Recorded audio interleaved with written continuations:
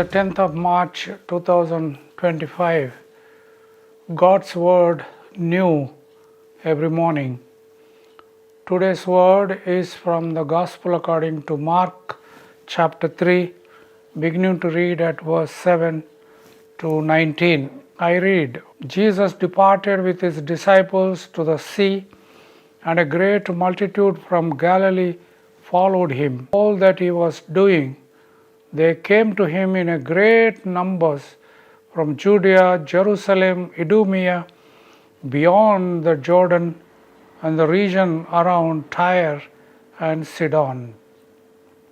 He told his disciples to have a boat ready for him because of the crowd, so that they would not crush him. For he had cured many, so that all who had diseases pressed upon him to touch him. Whenever the unclean spirits saw him, they fell down before him and shouted, "You are the Son of God." But he sternly ordered them not to make him known. Jesus went up the mountain and called to him those whom he wanted, and they came to him. And he appointed 12, whom he also named apostles, to be with him and to be sent out to proclaim the message, and to have authority to cast out demons. So he appointed the 12, Simon, to whom he gave the name Peter, James, son of Zebedee, and John, the brother of James, to whom he gave the name Boanerges, that is, sons of thunder, and Andrew and Philip and Bartholomew, and Matthew and Thomas, and James, son of Alphaeus, and Thaddeus, and Simon the Cananaean, and Judas Iscariot, who betrayed him. The passage that I have read to you, we have two important things for us to note. One, as Jesus is around the Sea of Galilee, and whenever people affected by various kinds of illness come to him, Jesus heals them. Therefore, the news of Jesus healing all who were sick was spread all over, including in Judea, Jerusalem, and beyond Jordan, and also in the Greek region of Tyre and Sidon. Naturally, people were amazed and were encouraged to come to Jesus wherever he was, to be healed by him.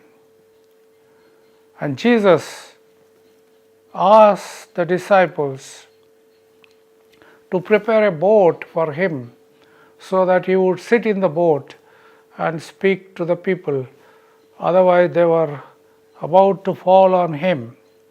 It is also said, when you stand or sit in a boat on the sea, on a lake, the voice will be carried over the waves to many directions and to many people. Let's imagine in those days there were no mics, audio, video system, and Jesus had to speak naturally and people would have to listen.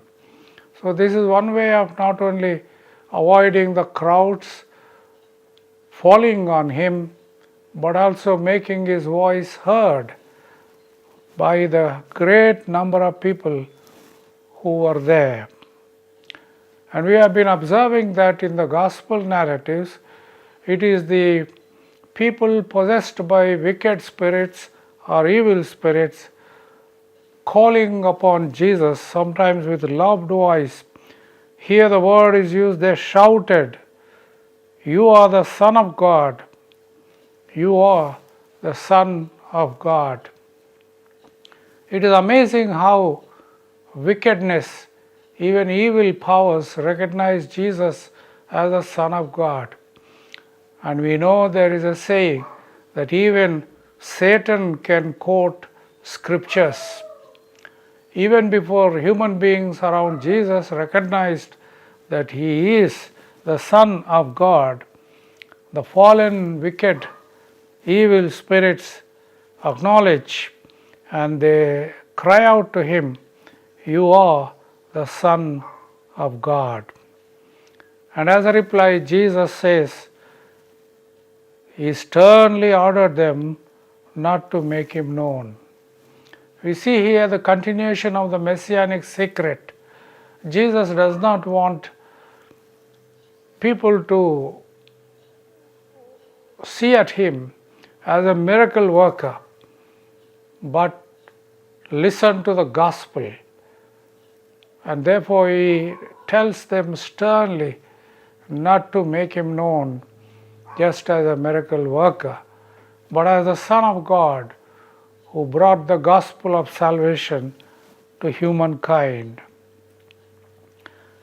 And in the next verses 13 to 19, we have the important passage of the calling of the disciples, and the number 12 is emphasized here.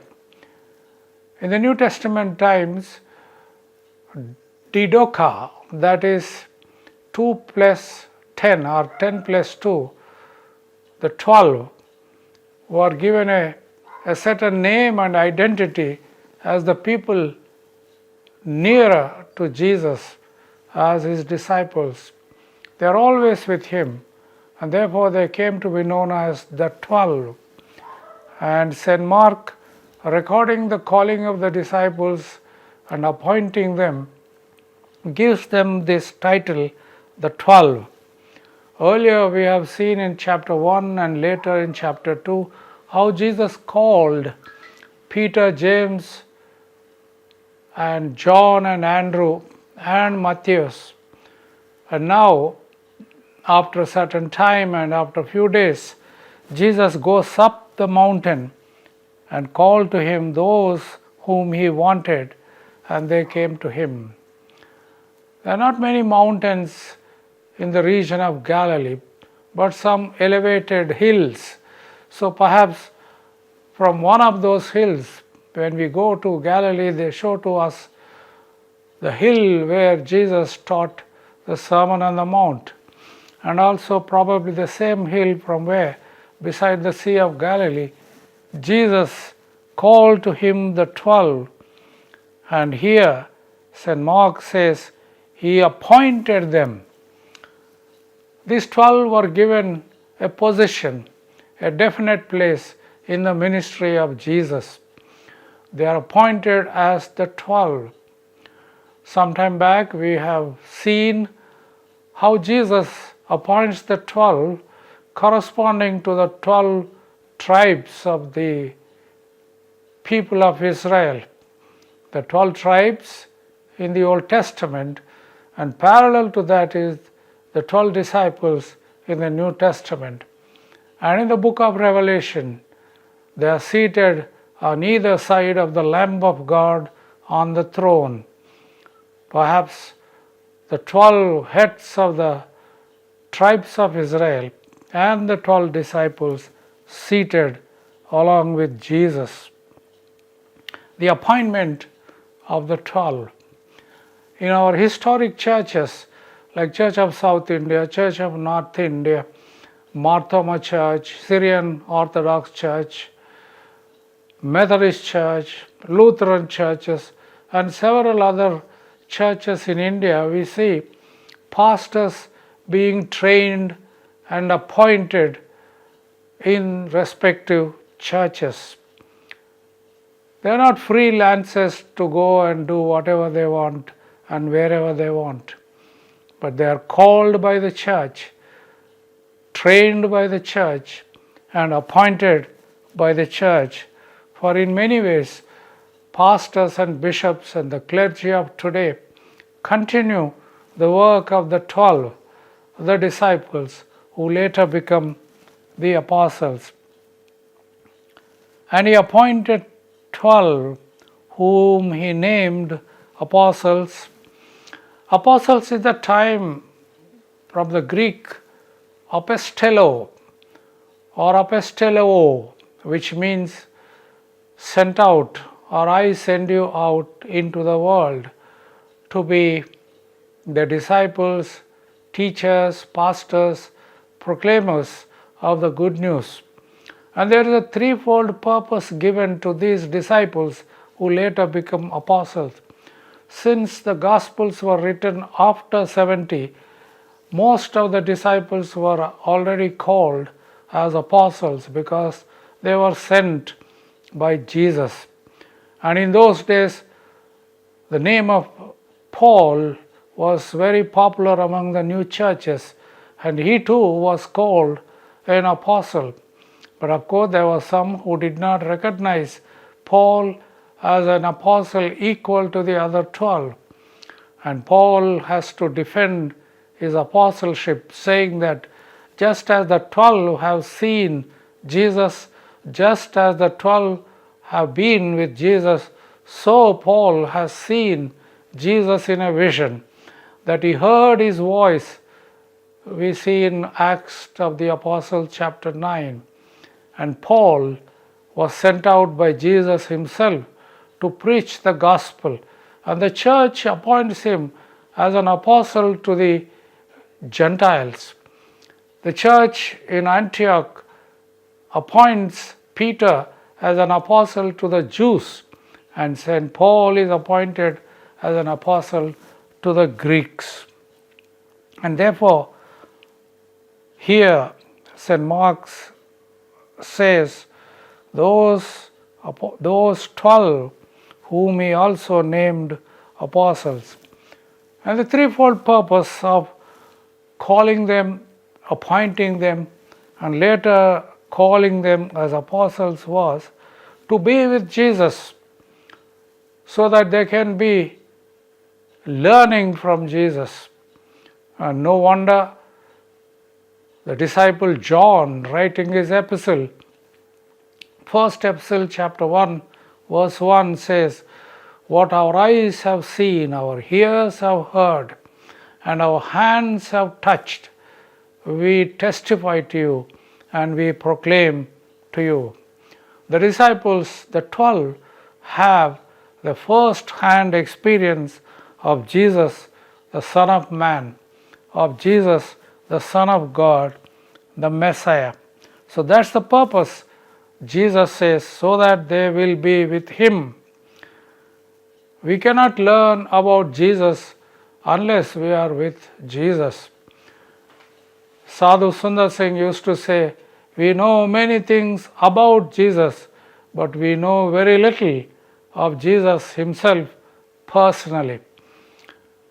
We can know about Jesus many things, reading books and seeing movies and pictures, but through prayer and devotional life, through sincere, committed life and discipleship to Jesus, one can know and learn from him.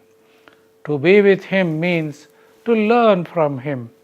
To be with him means to follow him. To be with him means to be like him. And the second purpose was that they be sent out to proclaim the message. We have seen that the Gospel of Mark begins with the statement, "This is the gospel of Jesus Christ, the Son of God." And that gospel needs to be proclaimed, and that gospel needs to be preached all over the world, to be sent out to proclaim the message of the gospel of the good news of salvation in Jesus Christ. And third purpose was to have authority to cast out demons. At the time of Jesus, the society was such, anything that was evil, bad, wicked was attributed to Satan, to the wicked one.